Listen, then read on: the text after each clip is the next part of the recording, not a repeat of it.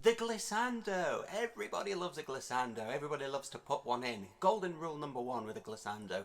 Never go straight for a glissando on a piano that you're not familiar with if you're playing in any kind of high pressure performance situation, because you might not get away with it.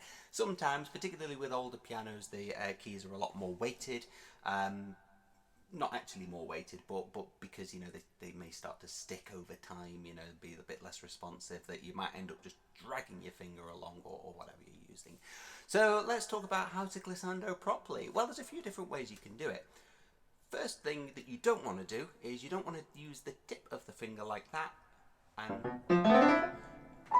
because as you can see, that requires a tremendous amount of effort, and I'm not even getting all the notes there. If you're going to use the finger, use the back of the finger, and if you can, use at least 2, maybe 3, and then you'll get a much cleaner effect like that. Another way that you could do it is to use the wrist like that. A lot of people use that. A lot of jazz musicians like to use that. So it's not one that I'm particularly well trained with, but it's one that you might want to start developing. But certainly if you want to get the glissando right, use 2 to 3 fingers.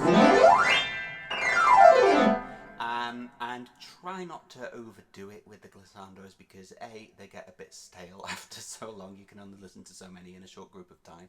And B, as you can well imagine, they're not the best things for your fingers, even when you're doing them fairly comfortably.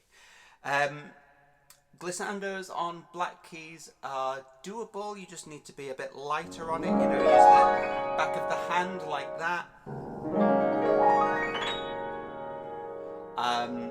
So that you minimize any contact with the white keys, because obviously when you're doing black keys, the reason you'll be doing black key glissandos is generally because you're in a very heavy key very heavily black key signature, so something like F sharp major, or even B major maybe.